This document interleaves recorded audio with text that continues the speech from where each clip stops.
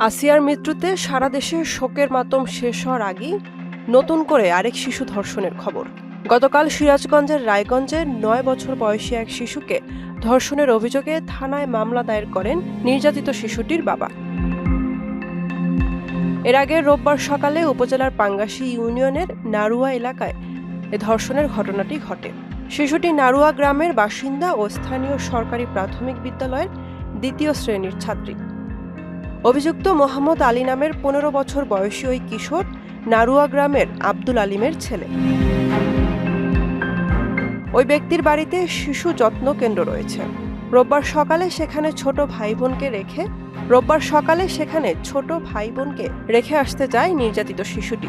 এ সময় আব্দুল আলিমের ছেলে মোহাম্মদ আলী শিশুটিকে কৌশলে নিজ ঘরে ডেকে নিয়ে ধর্ষণ করে। তখন শিশুটি অসুস্থ হয়ে পড়লে মাথায় পানি ঢেলে সুস্থ করে বাড়িতে পাঠিয়ে দেয়। বিকেলে অসুস্থ হয়ে পড়ার পর শিশুটি ধর্ষণের বিষয়টি জানায়। পারিবারিক সূত্রে এসব তথ্য জানা যায়। পরদিন তাকে সিরাজগঞ্জ শহরের একটি বেসরকারি হাসপাতালে নিয়ে যাওয়া হয়, কিন্তু তার অবস্থা ক্রমেই অবনতির দিকে যাওয়ায় বুধবার রাতে Shahid M Mansur Ali medical college হাসপাতালে ভর্তি করানো হয়।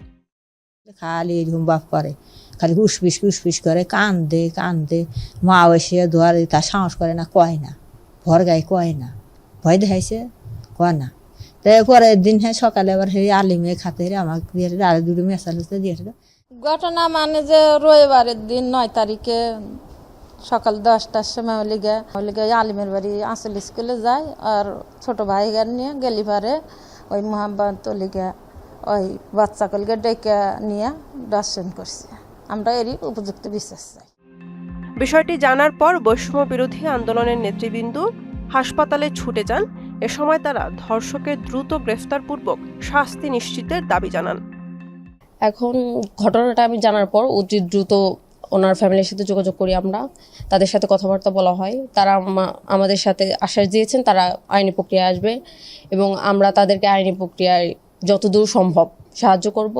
একটা ভাইরাসের মতো আমাদের সমাজে ছড়িয়ে পড়ছে, তো এটা ব্যতিক্রম হচ্ছে আমাদের সিরাজগঞ্জ কিন্তু নয়। আজকে দেখতে পাচ্ছেন আমাদের সিরাজগঞ্জ রায়গঞ্জ থানার যে একটা ব্যাপারটা, ওইখান পর্যন্ত কিন্তু ভাইরাসটা চলে আসছে।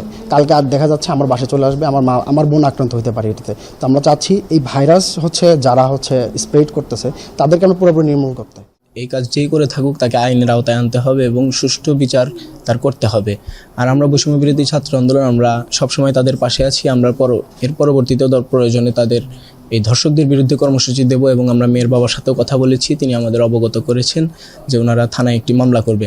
থানায় মামলা করার পরবর্তীতে যদি প্রশাসনকে কোনো প্রকার চাপ প্রয়োগ করতে হয় আমরা সেটি করব। হাসপাতালের দায়িত্বরত চিকিৎসকরা জানান, বর্তমানে শিশুটি আশঙ্কামুক্ত হলেও তিনি মানসিকভাবে সুস্থ নয়। এটা গতকাল রাতে ভর্তি হয়েছিল, রাত মিডনাইটের দিকে মনে হয়।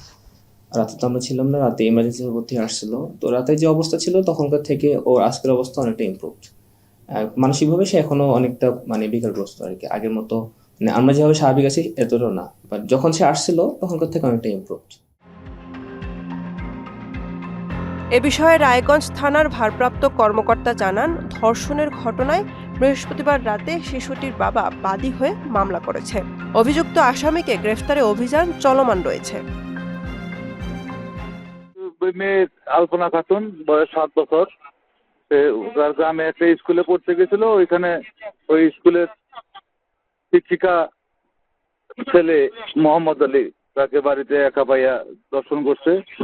আলপনার বাবা থানায় এজাহার দিতে মামলা রুজু হচ্ছে আর কি, আসামি গ্রেফতারের চেষ্টা করতে। বুশরাত জাহান, মোহনা ডিজিটাল।